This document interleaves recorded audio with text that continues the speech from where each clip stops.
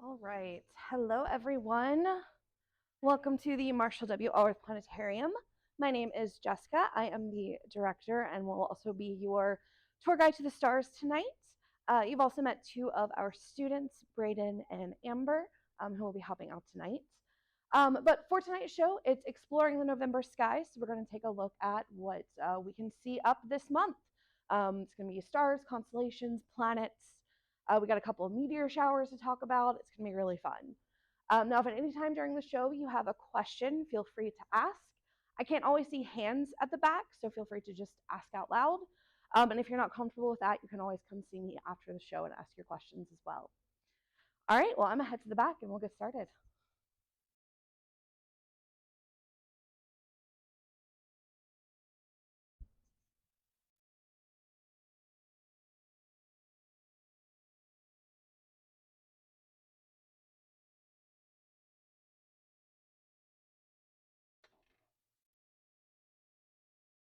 All right. So we are starting out with the sky right now. We are definitely getting into deep fall and heading into winter, so our sun is setting a bit earlier in the evening than it was, just a month or two ago. Right now, in our evening sky, we can start to pick out a couple of planets coming out in the east. Now, the one you'll see with your eye will be Jupiter. So Jupiter is going to be really, really bright, showing up in the east right after sunset, right when it gets dark. It's probably going to be one of the first points of light that you see once it starts getting dark. And Jupiter is a really good thing to look at this month, especially in the next week, because tomorrow Jupiter reaches what we call opposition. That just means it's the closest it's going to get to the Earth for this orbit. So it's going to be the biggest and brightest in our sky. So if you have a telescope or even a pair of binoculars, now it's going to be the best time to pull it out and take a look at Jupiter, because you'll get your best views of it. And we'll talk about the other two a little bit later. But for now, let's head a little bit later into the evening, once it gets really good and dark outside.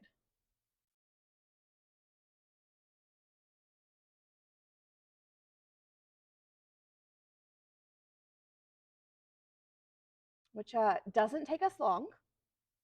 We're looking about half an hour from now when we have some pretty good dark skies. The sun has set low enough that we're not seeing any little bits of sunlight left over in the west. All right, so to take us through what we can see in our night sky, we're going to start here in the north and then make our way to other portions of the sky. Now, it should, for anyone who knows some constellations or knows your way around the night sky a little bit, this first thing that I'm going to point out shouldn't be a shock, but for everyone else, we have up in the north, a little bit more northwest this time of year, we have 7 bright stars, pretty low on the horizon, which is, of course, what we know of as the Big Dipper. So the Big Dipper is technically not a constellation, it's an asterism. That just means the stars are actually part of a bigger constellation. And in this case, they are a part of Ursa Major, or the Big Bear. At least that's the Greek constellation for these stars.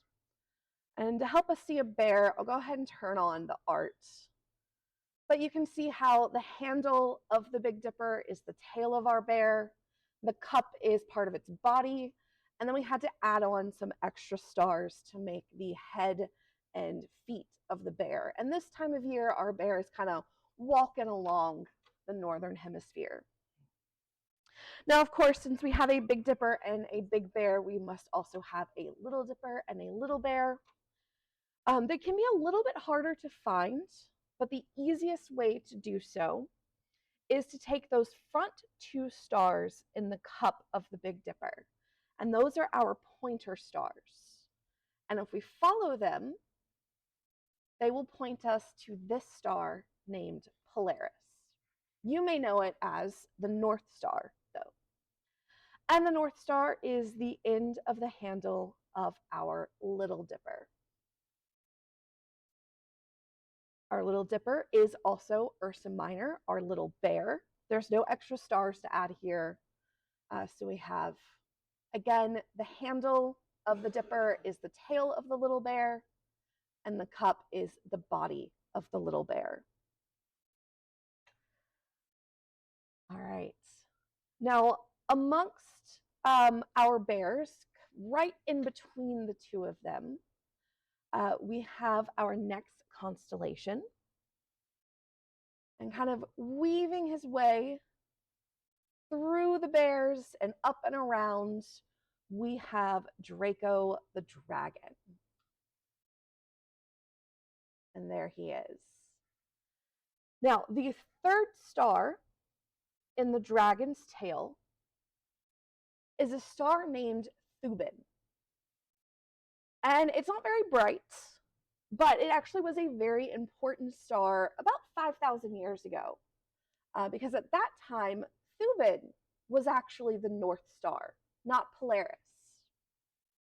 So the North Star happens to be the star that Earth's North Pole points to, which for us right now is the star Polaris. And because the Earth's North Pole is pointed to Polaris, if I fast forward time here, we can see that all of the stars appear to rotate around Polaris. And let me just hop us back to where we were.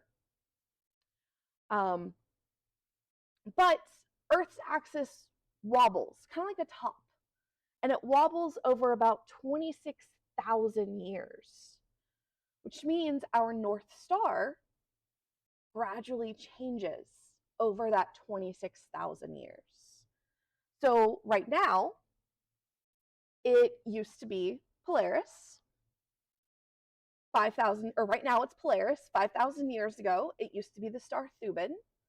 And in about 13,000 years, it's going to be the star Vega, which is right there. So yeah. All right. Let's make our way over to the northeast for our next set of constellations here. So the whole precession cycle takes about 26,000 years. So for a human lifetime, you won't notice a difference. But over the next couple thousand years, we'll see that the North Star will stop being Polaris. All right. So over here in the east, we're going to take a look at a few more constellations that we can see. And we're going to start with the big W that you can find about halfway up the sky.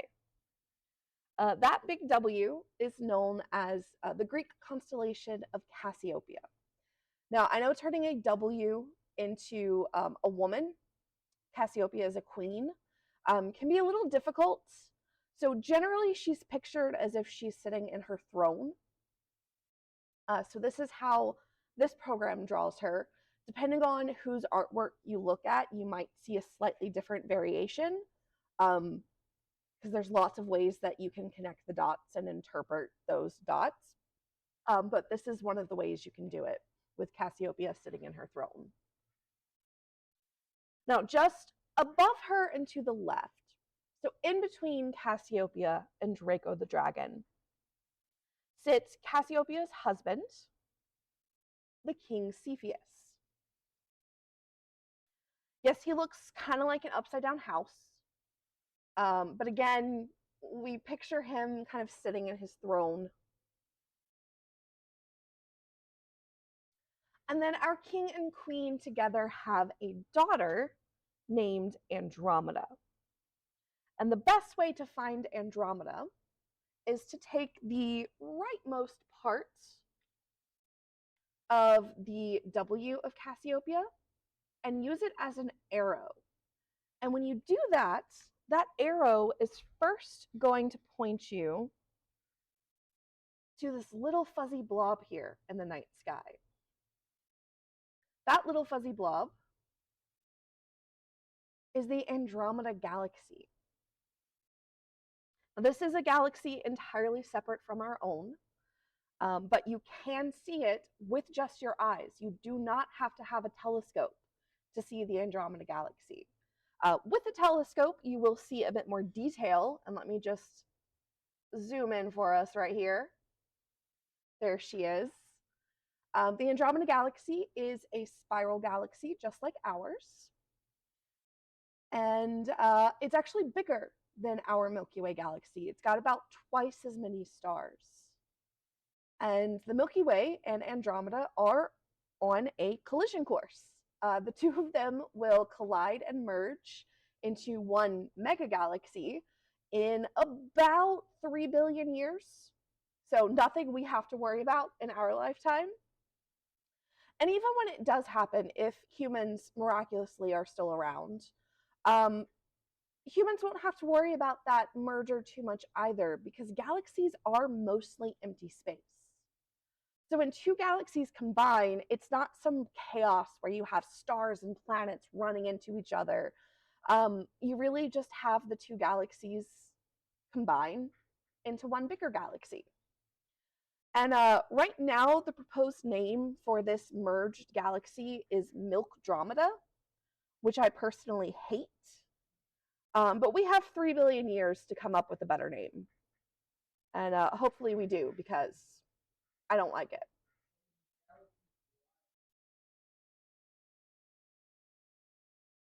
Yeah, so it can alter the paths, the motion of the stars in the galaxies.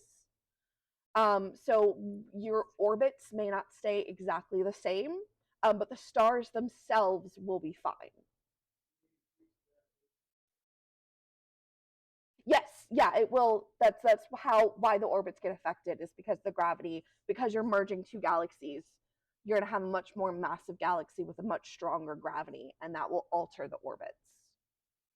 Yeah. But still not something that like we have to worry about too much. All right, now the reason that this galaxy is named the Andromeda Galaxy is because it's part of the Andromeda constellation. So there is the constellation of Andromeda, and she is the daughter of Queen Cassiopeia and King Cepheus. And she also leads off to one of my personal favorite constellations. I'm going to bring it up. There we go. It's these 4 stars. Anyone want to take a guess what you think this is supposed to be?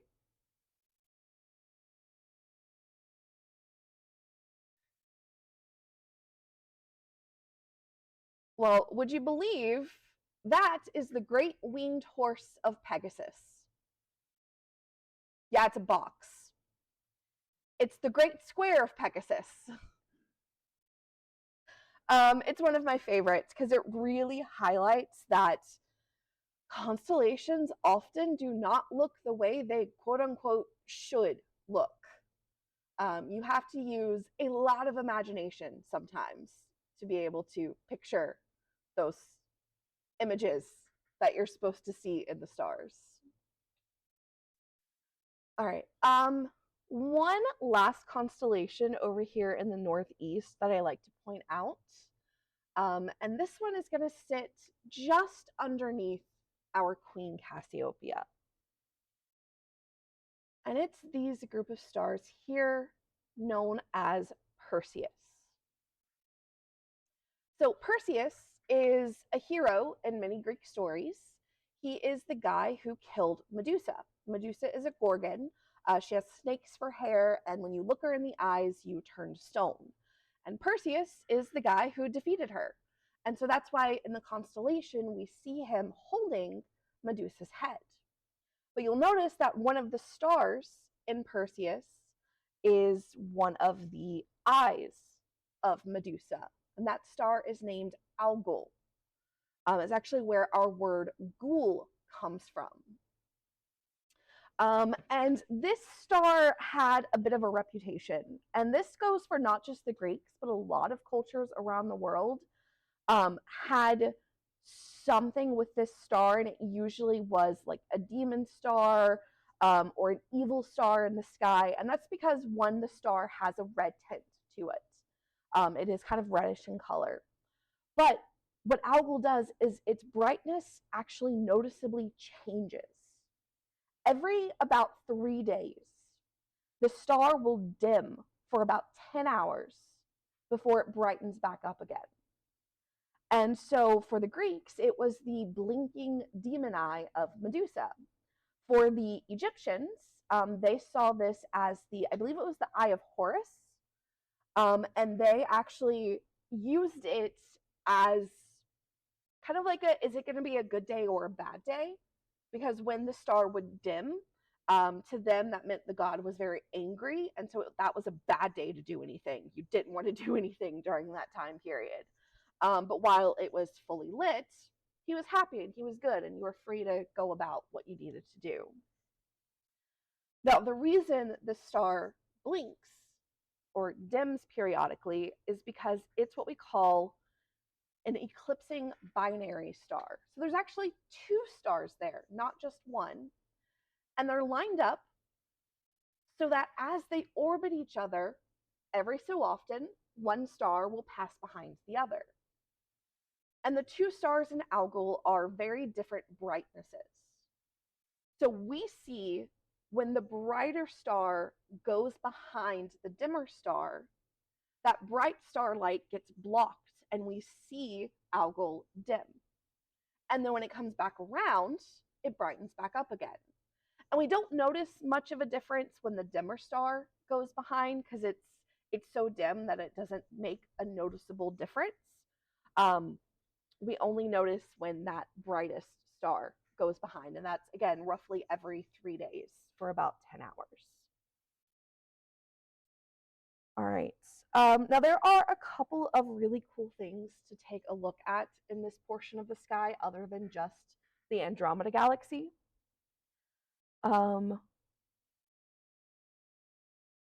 Right over here by the legs of Pegasus, we have what's known as Stephan's Quintet. This is a group of 5 galaxies, and I'm going to pop up the image of Stephan's Quintet from the James Webb Space Telescope, because it is, well, come on. Don't make me a liar. Why are you not showing up? There it goes. There's Stephan's Quintet.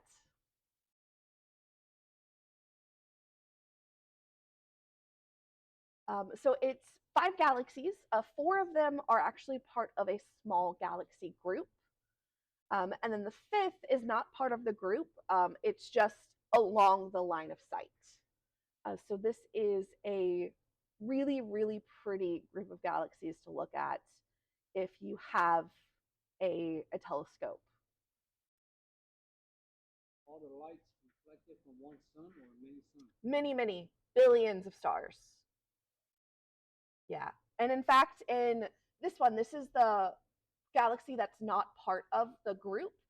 Each of those tiny little dots, those are all individual stars that you're seeing within the galaxy, which to me is kind of incredible. It shows how powerful the James Webb Telescope is, that it can pick up individual stars in a galaxy billions of light years away.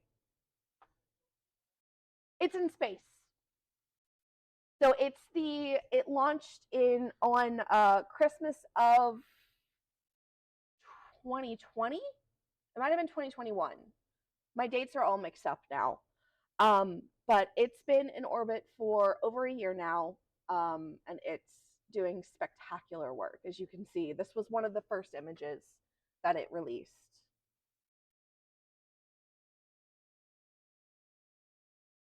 All right.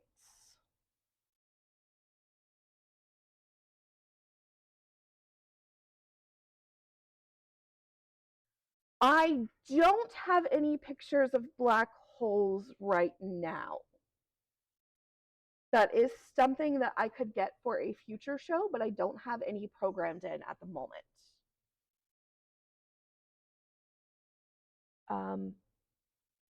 Let me, I might have one.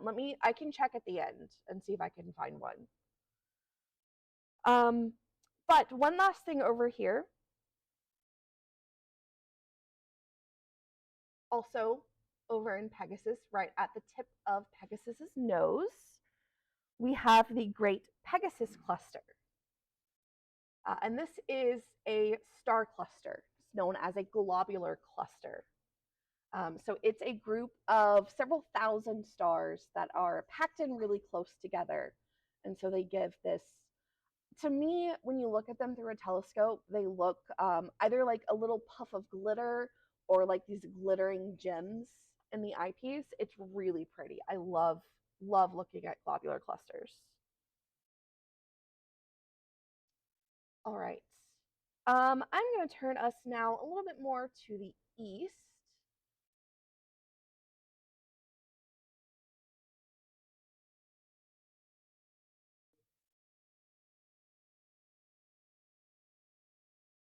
Can you say that a little bit louder?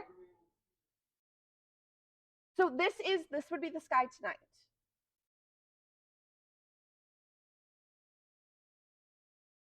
Sorry, can you repeat that?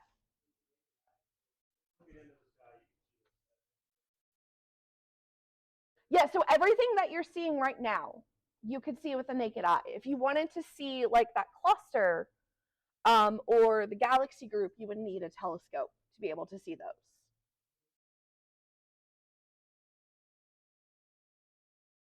So, I mean, this is a simulation of the sky. Yeah, so this isn't like right now. You can see with the time at the front, this is at about 7:51 tonight. This is what the sky from here in Duluth would look like.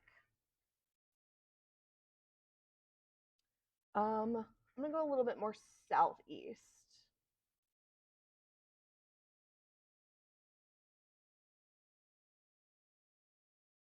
There we go. And let's turn on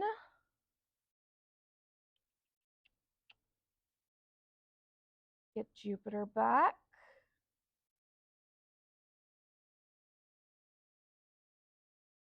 And we've also got Saturn that we can see up in the southeast. So Saturn is also going to be visible over in the southeast right after sunset once it gets dark. It's, as you can see, going to be one of the brightest things in that area of the sky. So it will look like a bright star to you, but that is actually the planet Saturn. And with a telescope, you would be able to see the rings.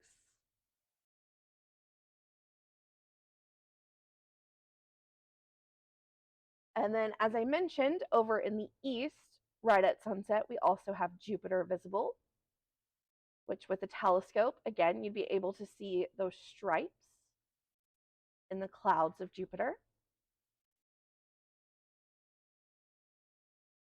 And then we also had Uranus and Neptune.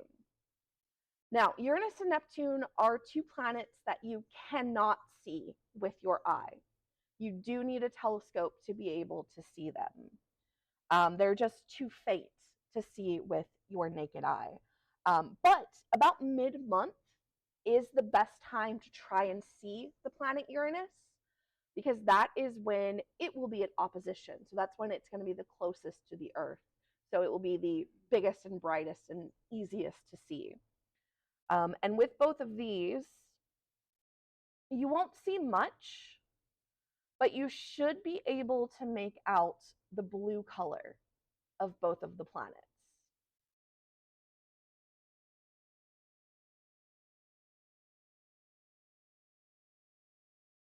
So they are primarily hydrogen and helium, but the blue color you're seeing comes from a little bit of methane that's in their atmosphere.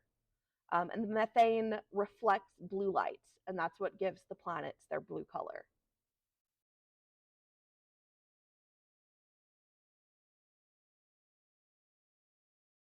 All right. Now, I also mentioned that we have a couple of meteor showers going on this month. To talk about those, I'm going to go a little bit later into the night.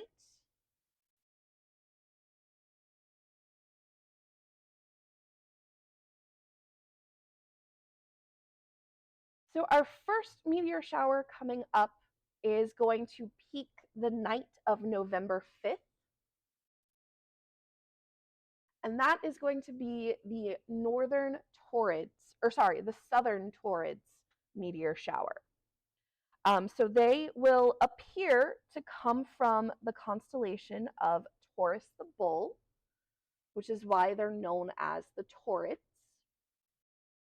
And there are two meteor showers associated from this area. The southern Taurids, as I said, is the first one that will peak the night of November 5th. And it's a minor shower, so at peak, you'll see maybe 5 meteors an hour. But then 6 days later, on November 11th, we get the northern Taurids meteor shower. So let me just turn.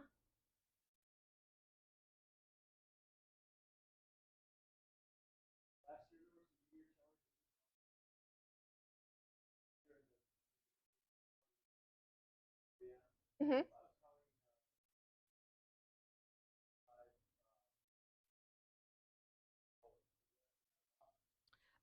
That's a major shower. I'm guessing you were watching the Geminids, which is in December, because that's one of the two major meteor showers we have. Perseids are in August, and then the Geminids are in December, and those are two major showers where you get 50 to 100 meteors per hour at peak. Yeah, they're great. So you're not going to see quite that with the Taurids. Both have about 5 meteors per hour at max. But then a little bit later in the month, on November 17th, we get the Leonids, named for coming from the constellation of Leo the Lion. And let me find him real quick. Leo, where'd you go? There he is. Had to find the button on my control panel. He is up a little bit later in the night. So this is one that it would be like late the night of the November 17th into the early morning of November 18th. And there is Leo coming up in the east over there. And this one is a bit more of a moderate meteor shower. And this one's going to have about 15 meteors per hour at peak. Good. Again, November 5th, November 11th, and November 17th is going to get you those. Would you be able to show us a picture? How it looks like? Yeah, let me see if I can ramp up.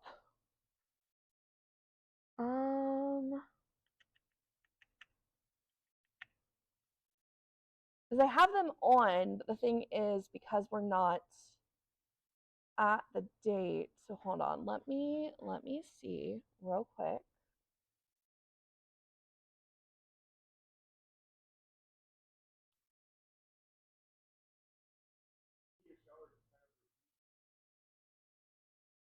Yes, they do.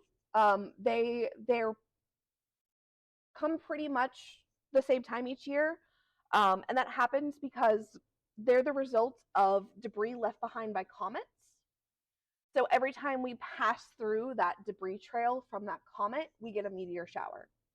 And since that happens at roughly the same point in our orbit, that's where our yearly meteor showers come from.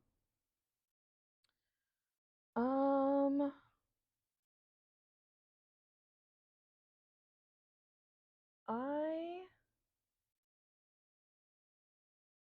am not seeing, I know I have a control somewhere to ramp up the rate of meteor showers, but I'm not able to find, trying to find it. Here we go.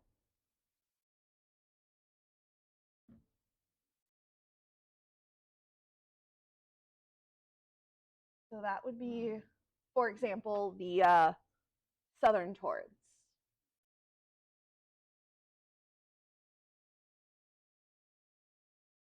They're small. They're like little grains of sand.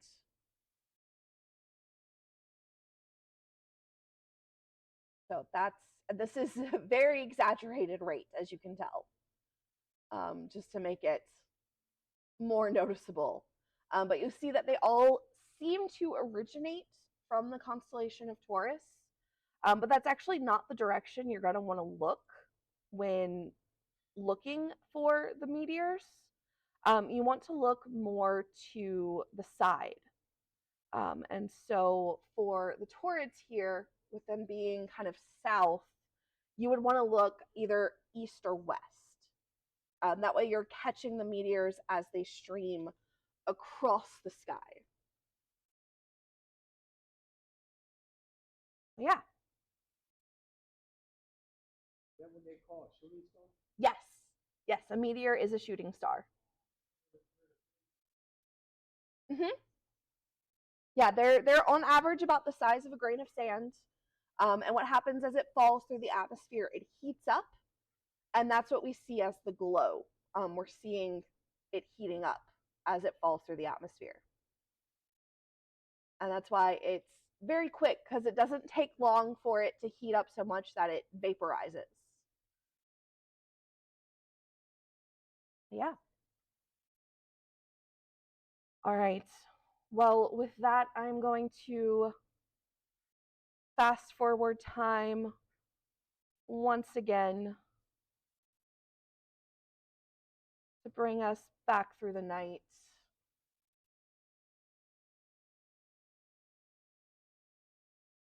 And into the early morning,